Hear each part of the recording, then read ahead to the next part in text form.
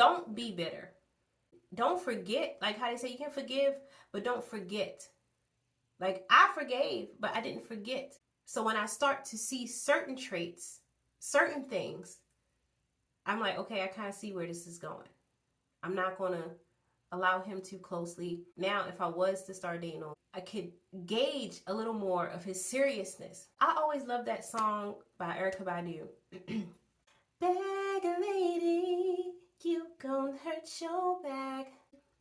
I guess nobody ever told you all you must hold on to. One day, all them bags gon' get in your way.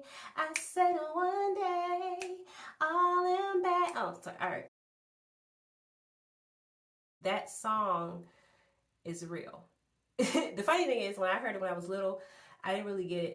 But not until I got older did I understand what the words of that song meant. On my grocery bag, the lady, let it go, let it go, let it go, let it go. Whoa.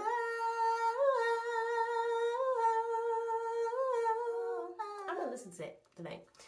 But the song is basically means stop carrying around all that baggage. Let it go. Deal with it and let it go. In the world, especially as Black women, is expecting you to be strong all the time. So something happened, you're not supposed to grieve it. You're not supposed to cry about it. You're not supposed to show no emotions. You're supposed to just, and really all you're doing is something happens to you, and then instead of you taking your time to examine it and look at it and deal with it, fix it, and neatly fold it, and then, you know, and put it where it needs to be, you like throwing it in the bag and you're just carrying it with you. That's what you're doing. Oh, this hat, throwing it in the bag and then and then carrying it with you. And the bag is getting heavier and heavier and heavier because every time something happens, instead of you stopping and allowing yourself to feel it, allow yourself to be in it, allow yourself to be upset, allow yourself to cry, allow yourself to understand what the heck just happened. I'm still asking myself questions. Oh, that's what that meant. Oh, that's what he was saying. Oh, I'm still, because I didn't know what he was until the end.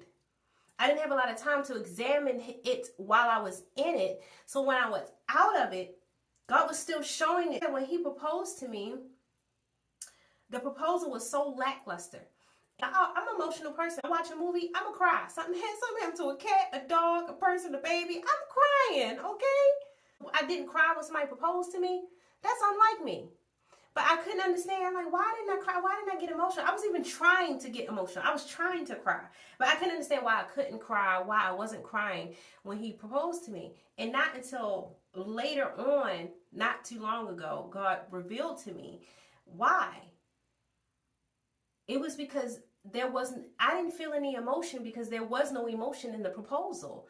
When he proposed to me, it was lackluster. He didn't have any emotion because he doesn't feel any emotion. So when he proposed to me, it was like half-assed. He barely got down on his knee. I didn't even know that's what he was doing. He was just kind of talking at first. And then he was naming all the things that I did for him. Not who I am, not why he would love me for me. It was like, you know, remember that time, you know, I was in the hospital, you stayed in the hospital with me, and, you know, you take good care of our daughter, and, you know, and you always there, and, you know, you know, and you love me. Not, you're a beautiful woman, you're a strong woman, and you make my day. I have never heard him say anything about what I bring into his life.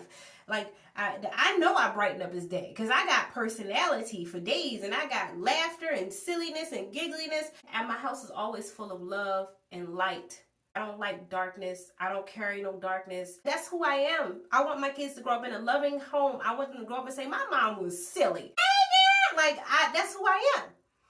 So I know that I brought light into his life because he was dull, but he never could say it. I did not know until later on God showed me. That's why there was no emotion in it. That's why I could not cry. But going through all of those moments in my head and understanding where the narcissism was, I go back and forth at times, but now I know that I know that I know, because the enemy sometimes will try to confuse you and be like, oh no, you was wrong, you should go back. No, I'm not. That's never going to happen.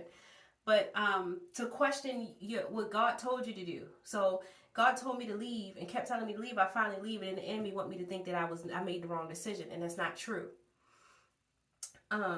But within those moments, that's me growing.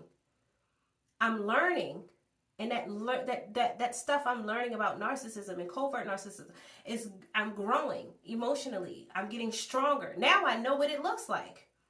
I didn't know anything about narcissism before him. And if it wasn't for God pulling up them videos, I still wouldn't have known, because I didn't search for anything narcissistic. God brought it to my channel and said, look at this. This is what you're dealing with. I had no idea. And me going through everything that happened, I did therapy and counseling. I don't have anybody I can call and be like, girl, I don't have no group of homegirls, by myself all the time. But that's growth. Allow yourself to be in it. Allow yourself to be in it, to deal with it, so you can have time to get better. Have time to grow from it. You should be growing between relationships. You shouldn't be jumping from relationship either. But, you get in a relationship, don't work out. Ain't nothing wrong with going into another relationship when you're ready. But just make sure that you are doing some sort of growth. And I know the world likes to focus on material things and be like, yeah, you gotta make sure you gotta get that bag. No, that's not what I'm talking about. I'm talking about emotionally, mentally, physically, spiritually, grow.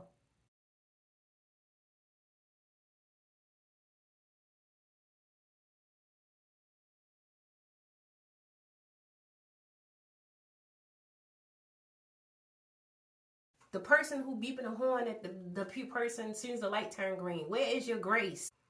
Everybody just uptight, trying to push everybody out your way. Are you moving too slow? You moving too fast? Get out my way, get out my way. Nobody has no grace or respect or compromise for nobody in life, period.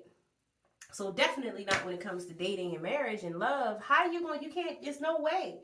You have to, because nobody is perfect. So how the heck you not going to give somebody grace and compromise, but they're going to have to give you grace and compromise with some of your crap? I know you got crap. Everybody got crap. Just because you like to hide your crap in the closet don't mean it ain't there. So compromise. And that does not mean compromising all of your preferences and all of your boundaries. What I mean is compromising within an already healthy dynamic. Somebody that you already feel a healthy connection with, a healthy life with, a healthy love relationship with, and then you compromise within that. But don't compromise your boundaries and the things that you know are deal breakers or bad things, abusive things. Don't compromise with that. Don't compromise with your self-worth. Don't compromise with who you are and changing who you are for somebody else so they can love you. They should come and love you as you already are and help you build from there. Not coming in trying to make you change who you are, not coming in telling you who you are isn't good enough, and not coming in, I saw this last night, this was a good point, and also not coming in pointing out everything that they don't like about you, because that's another thing that he did, and I missed it. Coming and telling you, well, I usually don't like this, and I don't usually keep people with kids, like they doing you a favor by dating you. You don't have to make them feel better about dating you, then don't date me. Compromise and make myself the person that you really want to date, and I'm still not going to be enough. That's okay. Don't date me.